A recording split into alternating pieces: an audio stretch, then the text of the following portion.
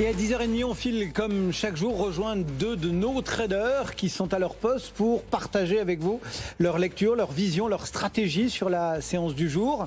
On rejoint Romain Daubry en duplex depuis la cellule info d'experts de Bourse Direct. Bonjour Romain.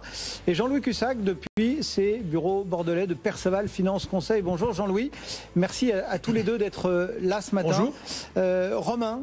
Dites-nous un petit peu la façon dont vous travaillez l'indice en ce moment, avec cette hésitation aujourd'hui, hein, avec ce CAC qui fait quasiment du surplace, un coup au-dessus, un coup en dessous de son niveau d'équilibre d'hier soir.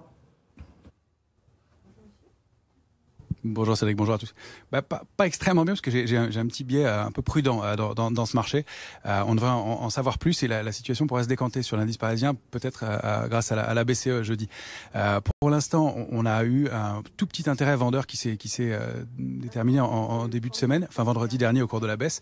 On avait ouvert 5700 contrats futurs dans le mouvement de baisse d'un peu plus d'1% le vendredi. Hier, on en a clôturé que 3400. Donc il y a un petit solde de vendeurs dans ce marché. Reste que l'indice parisien évolue au sein d'un canal haussier de court terme depuis son point bas de mi-août. Et c'est plutôt ça, un signe d'harmonie à la hausse.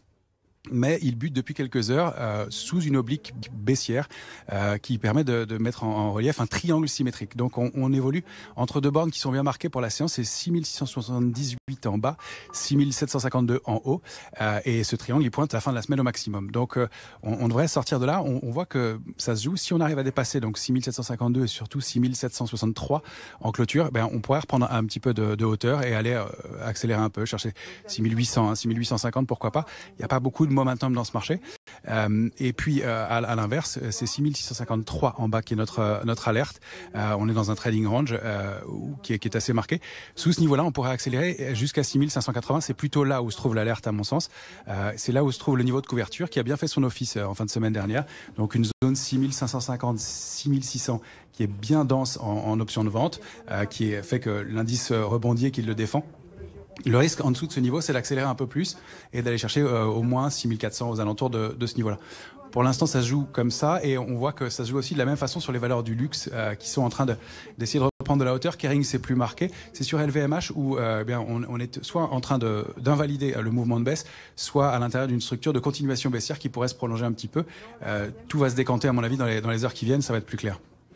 Voilà la lecture proposée ou l'analyse, le regard porté par les experts de la cellule info d'experts et Romain Daubry. Jean-Louis Cussac, votre vision, votre stratégie ce matin sur le marché?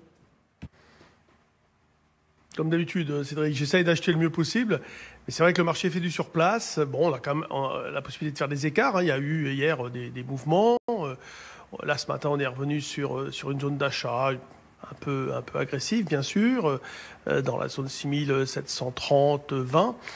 Et il se passe pas grand-chose. Les volumes sont modérés. On est à quoi? Même en dessous de 400 millions. Oui, alors LVMH surprend parce que quand on manque d'idées, il faut aller vers la qualité, vers ce qui ne représente pas de risque à moyen long terme. Et après que justement que LVMH ait beaucoup baissé quand même.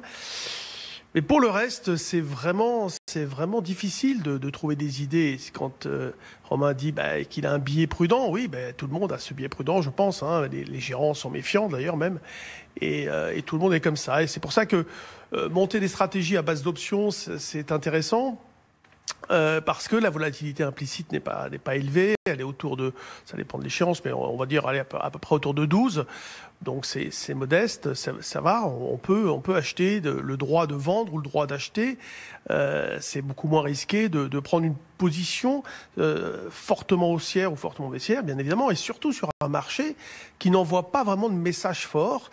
Le seul message, c'est la résilience, l'absence de faiblesse, l'absence de conviction vendeuse, mais aussi l'attente de la BCE, l'attente de la Fed, l'attente évidemment des explications sur un éventuel début de tapering, etc. Donc voilà, on est dans une phase d'attente globalement, avec toujours des intérêts quand même qu'on voit, des intérêts spéculatifs sur un émis des small et qui prouvent que le moral quand même, comme je le disais hier d'ailleurs, reste bon.